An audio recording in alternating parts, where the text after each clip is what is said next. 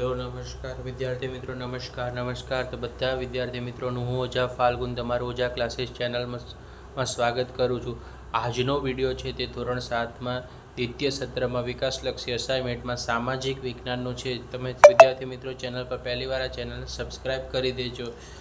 અસાઇનમેન્ટમાં આપણો જે સેક્શન પ્રશ્ન નંબર એ છે તે નીચેના દરેક પ્રશ્નના ઉત્તર માટે આપેલા વિકલ્પમાંથી સાચો વિકલ્પ શોધીને લખવાનો છે. 8 પ્રશ્ન છે, 8 માર્ક લેવાના છે.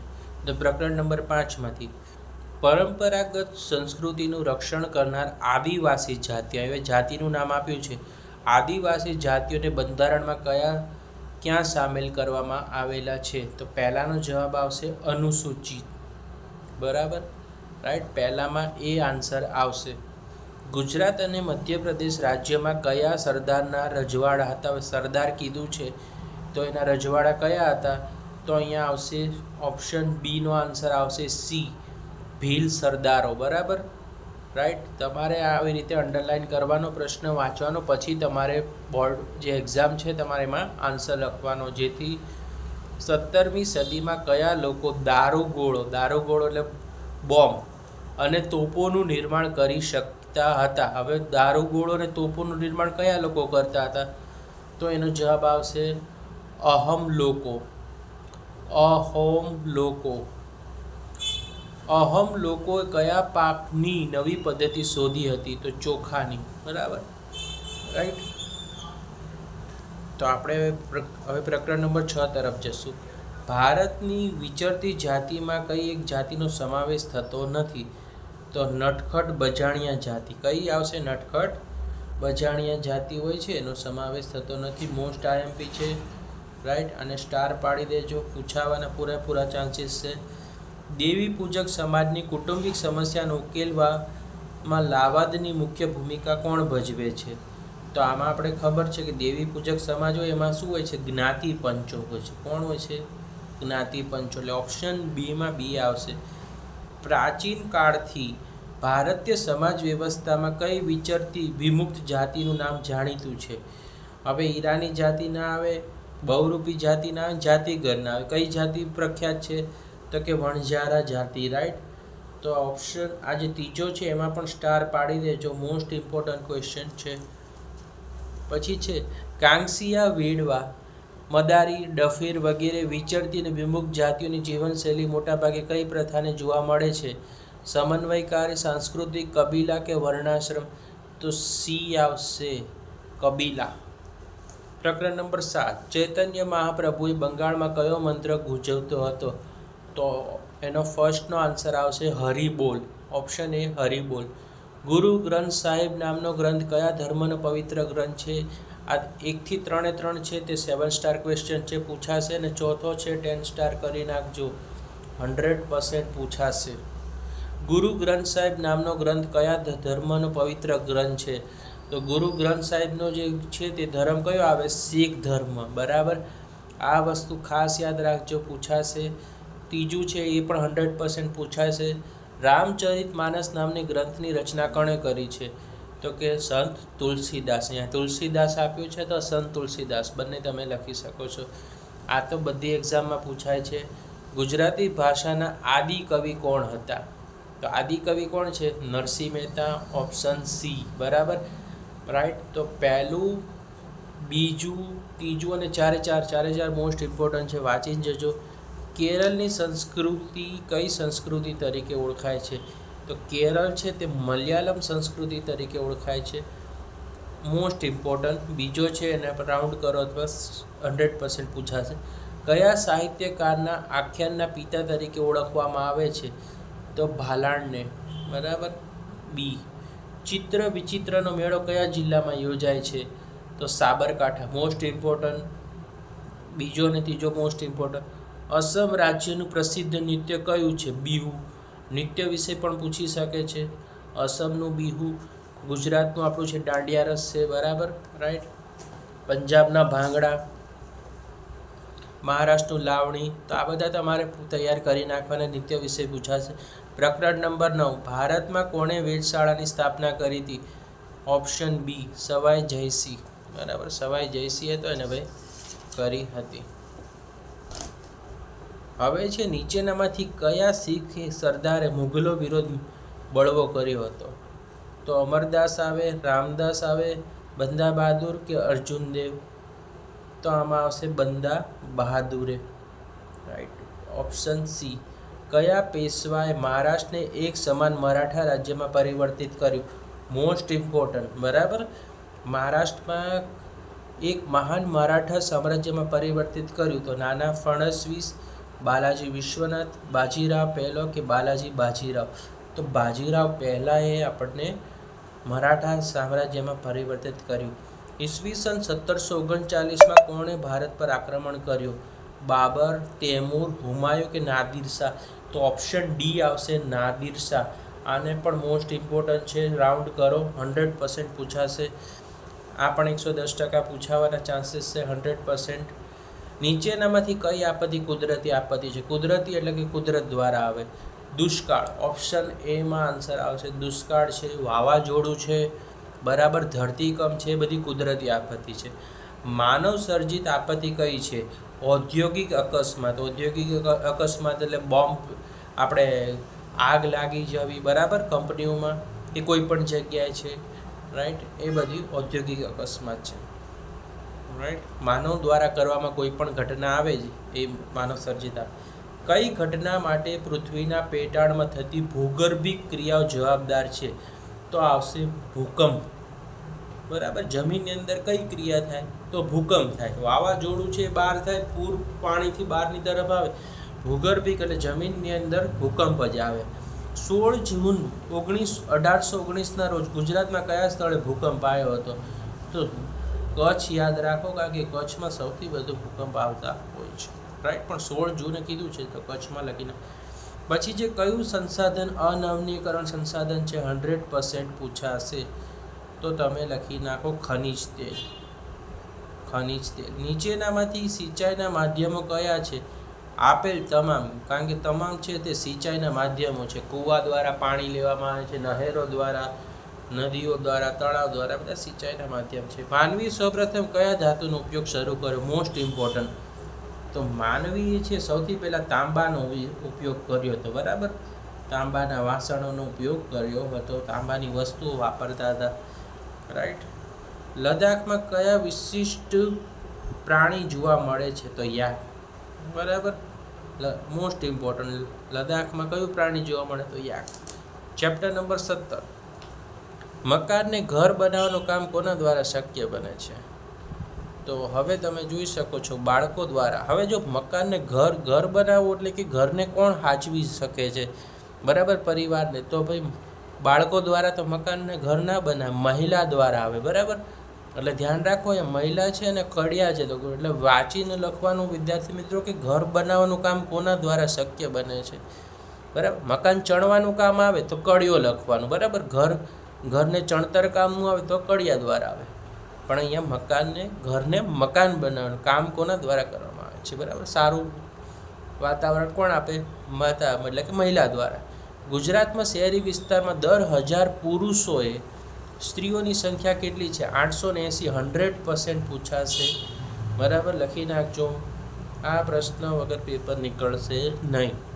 ભારતના કયા રાજ્યમાં મહિલાએ દારૂબંધી કરાવવા સરકાર સામે સફળ આંદોલન કર્યું હતું? તો એ બિહારમાં. બરાબર. જો યાદ રાખો, બિહાર રાજ્યમાં છે ત્યાં મહિલાએ દારૂબંધી કરાવવા સરકાર સામે સફળ આંદોલન કર્યું હતું. શું નાબૂદ કરવામાં આવે તો ઘણી સમસ્યા નિવારી શકાય? જાતિગત ભેદભાવ. બરાબર. Most important. 100% પૂછાશે. બરાબર. આ પ્રશ્ન પૂછાય કે શું નાબૂદ કરવા માટે સમસ્યા નિવારી શકાય? તો જાતિગત ભેદભાવ. જાતિગત એટલે કે ઊંચી જાતિ નીચી જાતિ એવું હોય છે, એની વાત કરી છે. પહેલાંના સમયમાં સંદેશો મોકલવાની રીતમાં કઈ એક રીતનો સમાવેશ થતો નથી? તો મોટેથી અવાજે રડવું. બરાબર. આ કાંઈ સંદેશાનું કોઈ માધ્યમ નથી, બરાબર. જોરથી રડવું એ માધ્યમ નથી. નીચેના પૈકી કયું સંચાર માધ્યમ શ્રાવ્ય પ્રકારનું સંચાર માધ્યમ છે? રેડિયો, ટેલિવિઝન, સિનેમા કે મોબાઈલ ફોન? તો આવશે રેડિયો. બરાબર. રેડિયો સાંભળી શકાય છે પણ એમાં કાંઈ ચિત્ર આવતું નથી. શ્રાવ્ય એટલે સાંભળવું. શ્રાવ્ય, શ્રવણનો મતલબ શું થાય? સાંભળવું. અભ્યાસ કરતા વિદ્યાર્થીને મોબાઈલ ફોનનો ઉપયોગ શાના પૂરતો કરવો જોઈએ? હોમવર્ક, સંદેશા આપલે કે વાતચીત કે ઊંઘ? બરાબર. તો હવે અભ્યાસ કરતા વિદ્યાર્થી મોબાઈલ ફોનનો ઉપયોગ ખાલી વાતચીત માટે જ અપાય, બરાબર. નહીંતર એ લોકો શું કરવા માંડે? ગેમ રમવા માંડે, રાઈટ. એવું બધું કરતા હોય છે, એટલે ખાલી વાતચીત માટે જ અપાય. સરકાર કોના દ્વારા લોક કલ્યાણની યોજનાઓનો ખ્યાલ લોકો સુધી પહોંચાડે છે? તો જાહેરાત દ્વારા, બરાબર. સરકારો યોજના દ્વારા અલગ અલગ જાહેરાતો ટીવીમાં, પછી સ્કૂલોની બહાર હોર્ડિંગો દ્વારા, બરાબર, અલગ અલગ રસ્તાઓ પર જોવા મળે છે. કયા પ્રકારની દુકાનો આપણા ઘરની આજુબાજુમાં હોય છે? મોહલ્લા, બજારની, બરાબર. મોહલ્લા એટલે શેરીવાળી, બરાબર. મોહલ્લા પણ કહી શકાય છે. બીજો MCQ છે, એક જ બિલ્ડિંગમાં એક સાથે કેટલી અલગ અલગ પ્રકારની દુકાન હોય તેને શું કહેવાય છે? તો મોલ કહેવાય, શોપિંગ કોમ્પ્લેક્સ, મોહલ્લા બજાર કે સાપ્તાહિક બજાર? તો એને આપણે કહીએ છીએ શોપિંગ કોમ્પ્લેક્સ, બરાબર. મોસ્ટ ઇમ્પોર્ટન્ટ, પૂછાવાના પૂરેપૂરા ચાન્સીસ છે. વિશ્વમાં સૌથી વધુ ગ્રાહકો કયા દેશમાં છે? તો આપણો દેશ છે ભારત છે, એમાં સૌથી વધુ ગ્રાહકો હોય છે. મોસ્ટ ઇમ્પોર્ટન્ટ પૂછાશે, 100% લખી રાખો. આ પ્રશ્ન આવશે ને આવશે. ઊનની બનાવટો પર કયો માર્કો લગાવવામાં આવે છે? હવે ઊન છે, બરાબર, આ પણ ધ્યાન રાખજો, એનામાં વૂલ માર્ક હોય છે. કયો હોય છે? વૂલ માર્ક હોય છે. પહેલાની 2 છે. પ્રશ્ન નંબર 1B, યોગ્ય શબ્દ કે અંકો વડે નીચેની ખાલી જગ્યા પૂરવાની છે. 8 ખાલી જગ્યા છે, 8 માર્ક લેવાના છે. આદિવાસીનો સમૂહ ખાલી જગ્યા પ્રસન્ન કરવા વિધિ વિધાનો કરે છે. તો આદિવાસી સમૂહ ભાઈ દેવી દેવતાઓની પૂજા કરવા માટે કરે છે, બરાબર. એટલે આપણે અહીંયા લખી શકીએ પહેલામાં દેવી, ખાલી જગ્યા બહુ નાની આપે છે, જેથી આપણે અહીંયા ઉપર લખશું દેવી દેવતા. 17મી સદીના પ્રથમ દશકમાં અહોમની વહીવટી વ્યવસ્થા બનાવી હતી, તો કયું કહેવાય એને? કેન્દ્રીકૃત. કેન્દ્રીકૃતનો મતલબ શું થાય? કોઈ પણ એક વ્યક્તિને કેન્દ્ર બનાવીને આપવામાં આવે. અહોમ રાજાના ખાલી જગ્યાના સમયમાં હિન્દુ ધર્મનો મુખ્ય ધર્મ બનાવ્યો. શિવ સિંહ. મુગલ બાદશાહ અકબર, મોસ્ટ ઇમ્પોર્ટન્ટ, પહેલો અને ચોથો મોસ્ટ ઇમ્પોર્ટન્ટ. મુગલ બાદશાહ અકબરે ખાલી જગ્યાને મનસબદાર બનાવ્યા હતા. કમલા ખા ખખ્ખર, બરાબર. આ રીતે. પછી ભારત એક વૈવિધ્યપૂર્ણ ખાલી જગ્યા વારસો ધરાવે છે, તો સાંસ્કૃતિક વારસો ધરાવે છે. Most important, right. પૂછાવાનો પહેલો છે મોસ્ટ ઇમ્પોર્ટન્ટ. વિચરતી અને વિમુખ જાતિઓને ખાલી જગ્યાના વિપ્લવમાં ભાગ લીધો હતો, તો 1857. ત્રીજું પણ મોસ્ટ ઇમ્પોર્ટન્ટ, પ્રાચીન કાળથી ભારતીય સમાજમાં ખાલી જગ્યાની જાતિનું નામ જાણીતું છે. વણજારા. પોઠનો સમૂહ ખાલી જગ્યા તરીકે ઓળખાતો હતો. વણજાર અથવા ટાંડુ, બંને લખો, કોઈ પણ એક લખશો તો. ખાલી જગ્યા સંત કબીરનો કાવ્ય સંગ્રહ છે. બીજક. સંત કવિ તુકારામ રચેલા ખાલી જગ્યાના ખૂબ જાણીતા છે. અભંગો. ભારતમાં સૂફી મતે ફેલાવનાર મુખ્ય ખાલી જગ્યા પરંપરાઓ હતી. 4 પરંપરા છે. મોસ્ટ ઇમ્પોર્ટન્ટ, ત્રીજું અને પહેલું. મીરાબાઈ કૃષ્ણને ખાલી જગ્યાના રૂપમાં પૂજતા હતા. ગિરિધર ગોપાલ, રાઈટ. ગિરિધર ગોપાલ. પ્રકરણ નંબર 8, બંગાળી ભાષાનો ઉદ્ભવ ખાલી જગ્યા ભાષામાં થયો મનાય છે, રાઈટ. બધી ભાષાઓનો જે શરૂઆત છે, ઉદ્ભવ છે, અંગ્રેજી હોય, ચાઇનીઝ હોય, બધામાં સંસ્કૃત ભાષા છે એ સૌથી પહેલાં એ જ ભાષાનો ઉપયોગ કરી અલગ અલગ ભાષાઓ બનાવવામાં આવી હતી. પછી પોંગલનો તહેવાર તમિલ મહિનામાં ખાલી જગ્યાના પ્રથમ દિવસે ઉજવાય છે. થાઈ અથવા જાન્યુઆરી મહિનાના મધ્ય ભાગ, એટલે આપણી 15 તારીખ, બરાબર, સંક્રાંતિની આસપાસ. બ્રિટિશ શાસકોએ આજના રાજસ્થાનને ખાલી જગ્યા તરીકે ઓળખાતા હતા. રાજપૂતાના, બરાબર. રાજસ્થાની લોકો છે તે કયા તરીકે ઓળખાય છે? આજના રાજસ્થાનને રાજપૂતાના. Most important. ત્રીજો અને પહેલો મોસ્ટ ઇમ્પોર્ટન્ટ. ખાલી જગ્યા પારસી લોકોનું પવિત્ર પ્રાર્થના ગ્રંથ છે. અવેસ્તા 15મી સદીમાં ગુરુ નાનકે ખાલી જગ્યા ધર્મની સ્થાપના કરી હતી. ગુરુ નાનકે શીખની કરી હતી. Most important. પ્રથમ પેશવા હતા તો બાલાજી વિશ્વનાથ. રાજા સવાઈ જયસિંહે ખાલી જગ્યાના શહેરની સ્થાપના કરી હતી. Most important Jaipur. પૂછાવાના પૂરેપૂરા ચાન્સીસ છે. ખાલી જગ્યા 17મી સદીના મહાન શાસકોમાં અગ્રસ્થાને હતા. 100% પૂછાશે. છત્રપતિ શિવાજી. એટલે આપણે અહીંયા શિવાજી લખી નાખે છે, તમારે આખું લખવું પડશે છત્રપતિ. રાઈટ. હવે આ પણ મોસ્ટ ઇમ્પોર્ટન્ટ છે. પૂરની આગાહી ખાલી જગ્યા છે તો શક્ય છે. બરાબર. આપણે પૂર આવ્યું હોય તો એની આપણે આગાહી કરી શકીએ છીએ વરસાદ દ્વારા અથવા હવામાન ખાતા દ્વારા કરવામાં આવે છે. સાગરના તળિયે થતા ભૂકંપોથી ઉદ્ભવતા વિનાશકારી મોજા ખાલી જગ્યા નામે ઓળખાય. પહેલી અને બીજી મોસ્ટ ઇમ્પોર્ટન્ટ સુનામીના નામે ઓળખાય છે. બરાબર. પૂછાવાના પૂરેપૂરા ચાન્સીસ છે. પૂર પછી ખાલી જગ્યાના પાણીથી બનાવેલો ખોરાક ના ખાવો જોઈએ. પૂરના આપત્તિના સામાન્ય વ્યવહારમાં લોકો આપદા હોનારા તે ખાલી જગ્યા નામે ઓળખાય છે. પ્રકોપ એટલે આફત. જે સંસાધનો અખૂટ હોય, મોસ્ટ ઇમ્પોર્ટન્ટ ખાલી જગ્યા છે એ તે ખાલી જગ્યા સંસાધનો છે. નવીનીકરણીય. વન સંરક્ષણ માટે શાળામાં ખાલી જગ્યાની રચના કરી વિવિધ પ્રવૃત્તિ કરાવવામાં આવે છે. Eco club. આ પણ ઇમ્પોર્ટન્ટ. Eco club. બીજી ખાલી જગ્યાનો જવાબ આવશે ઇકો ક્લબ એટલે પર્યાવરણવાળ. બરાબર. ખાલી જગ્યા તેના પહાડી સૌંદર્ય સંસ્કૃતિ માટે જાણીતું છે. લદ્દાખ. ઇમ્પોર્ટન્ટ. બધા જળ સ્ત્રોતો ખાલી જગ્યાને આભારી છે. ઇમ્પોર્ટન્ટ છે. વરસાદ હોય તો જ જળ સ્ત્રોતોને આભારી છે. આધુનિક સમયમાં પોતાની આગવી ઓળખ ઊભી કરવામાં ખાલી જગ્યા સફળ રહી છે. મોસ્ટ ઇમ્પોર્ટન્ટ મહિલાઓ છે એ અત્યારે આધુનિક સમયમાં અલગ પ્રગતિ અને કરેલી છે. બરાબર.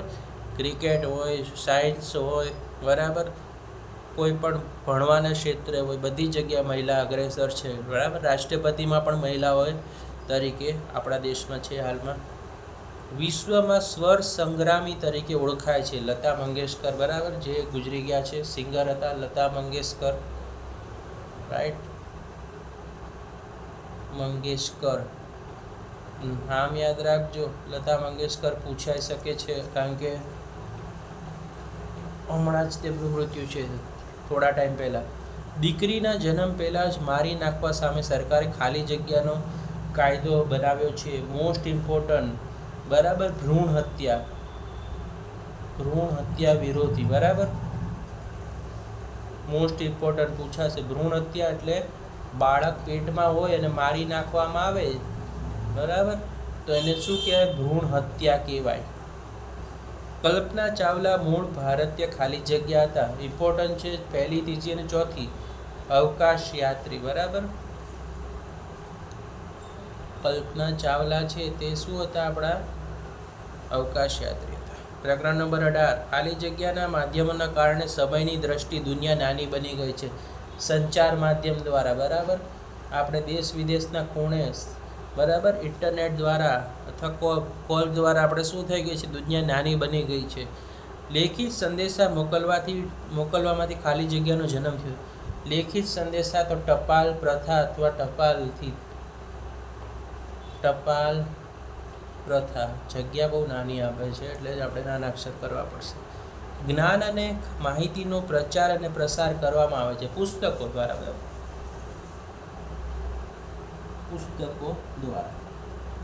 મનોરંજન માટે લોકપ્રિય દ્રશ્ય અને શ્રાવ્ય સાધન છે તો મોસ્ટ ઇમ્પોર્ટન્ટ છે સિનેમા.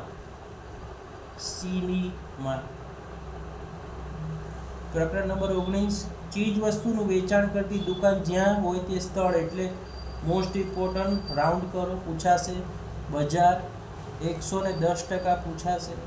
કેટલાક વિસ્તારોમાં સાપ્તાહિક બજાર કહેવાય છે જેને આપણે હાટ કહીએ છીએ. હાટ.